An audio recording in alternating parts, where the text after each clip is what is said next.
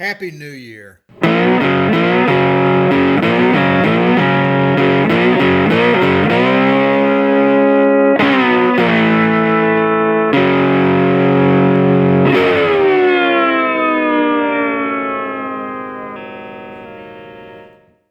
All right, folks, so I got fed up. I ordered some door checks from some fly-by-night company that was based out of Germany. And when I received them, it was blatantly obvious that they were really poor copies of a proper part. The quality was just terrible.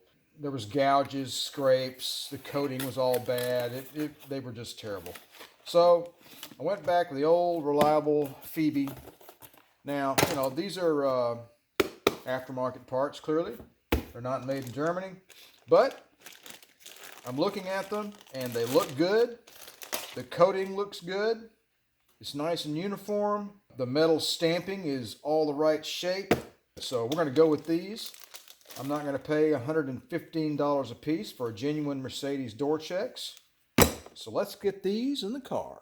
We're going to go ahead and put a little extra lubricant on our new door check.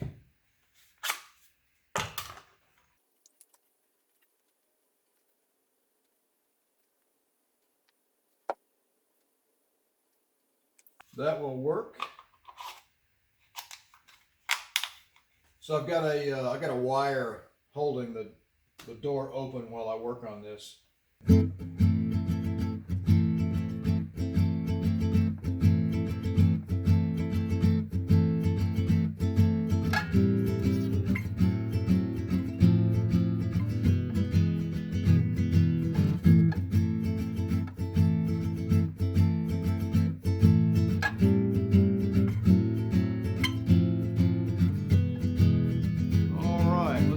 First bolt started here. I'll tell you what, let's get the other two bolts started first. Let's try that.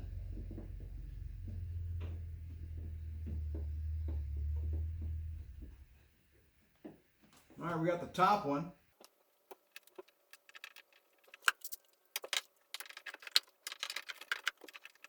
I want to get these two bolts started and draw this thing up closer because it doesn't quite line up at that hole right there.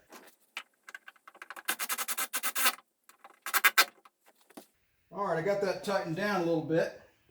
I should be able to get this one in now. Okay, I had to remove the door check again, get the tap and die set out, and clean up the threads on this end of the door check just to make sure. Also, it looks like someone has tried to make this hole in the door skin a little larger. I could see where the hole was elongated towards this way when they installed the previous door check, which I believe was an aftermarket replacement. And this aftermarket replacement wouldn't quite line up. It was probably a ½ millimeter too far back that way. It was really hard to get the bolt in, so I had to take it out.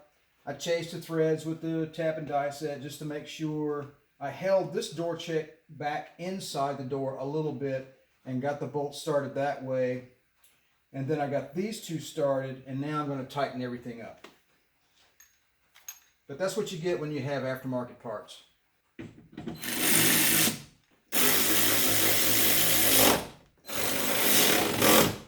And I will be honest with you, this pin did not have a clip on the end, so I'm going to need to find one. So let's put a little lithium grease on here. I have to remove my wire first. All right, now the door can move.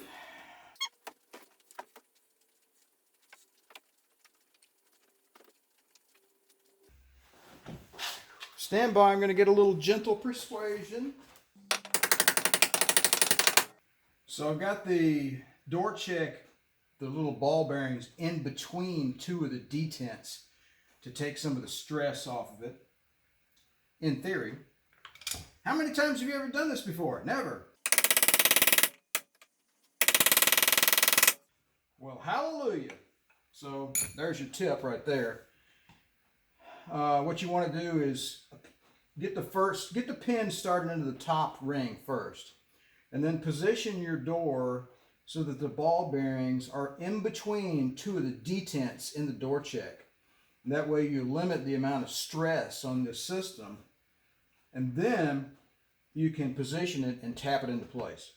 Now up next, I've got to find an E-clip for the bottom of this. So stand by and let me rummage around in my little stash so we can finish this up. All right, we've got a little E-clip there, C-clip, whatever you want to call it. Looked around in my stash and I found one that worked. Tap it on there and away you go. So our check strap is now installed. All right, so we've got a little disappointment in this aftermarket door check, so I'll show you what I'm talking about. You hear that? So I'm assuming what that is the play in the mechanism. However, the door does open and shut much easier, so that was what I was trying to fix. Okay, so here's something new. All right, so I've been working the door back and forth, and looks like we've eliminated our popping noise.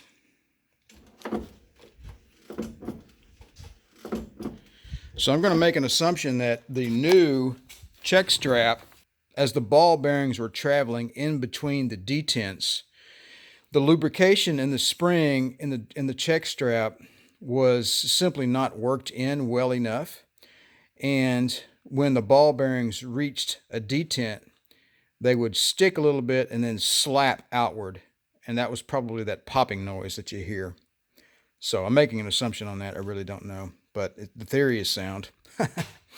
Maybe I'm overanalyzing it, but hey, you know what? It's in, it works, the door shuts nicely, the problem is fixed. I'm going to move on to our next little item here.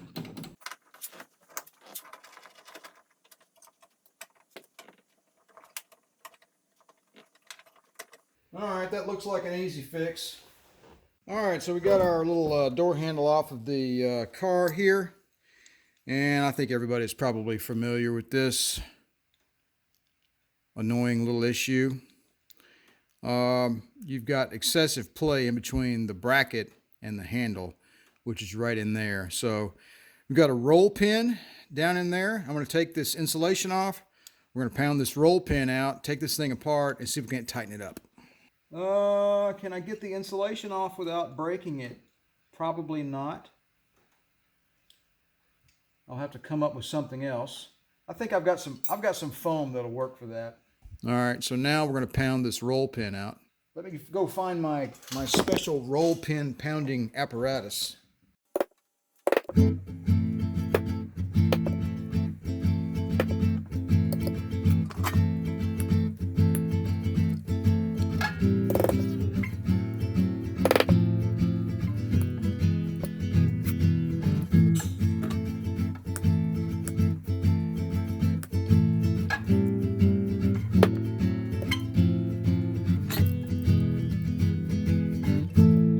There we go.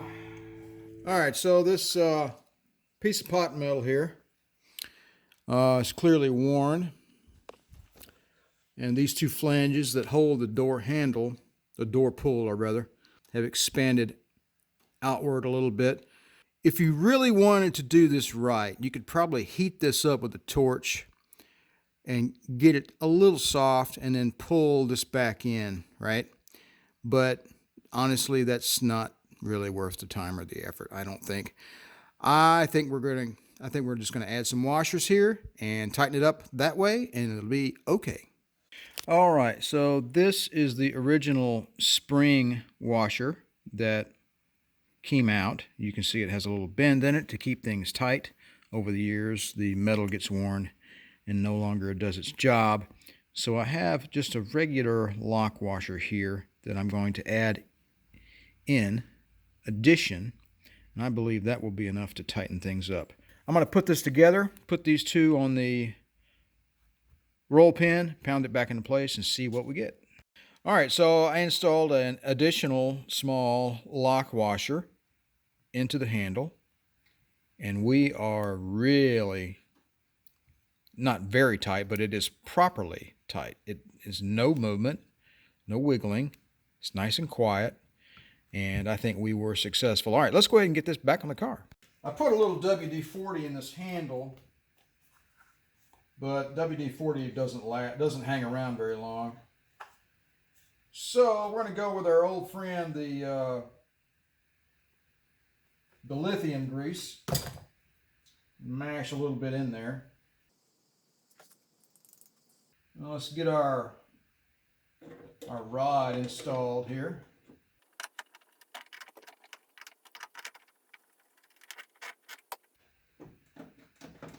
Yeah, that's real nice. Okay, all right, let's move on. Next thing I want to do is see what is making this rattling noise when I close this door. You know, you're supposed to get that good thump, that good thump when you shut the door, but there's a few things in here that are kind of jiggling around, and I kind of want to tighten them up, you know. Maybe some tie wraps, maybe a loose bolt. I'm not sure what it is. All right, let me do some looking around, and then I'll get back with you. All right, we've got a handle tightened up real nicely. We've got our check strap on, but we've run into an impasse. I never really looked at the exterior door cladding on this car much, but clearly all of the interior pieces of the clips are missing. So this door cladding, the door cladding is just moving around. It should have something similar to this, right? Here's the top row of clips, and the bottom row has nothing. There's nothing for them to plug into. There's supposed to be a piece on the inside. So I'm not going to put the door panel on until I order the proper clips and get that fixed.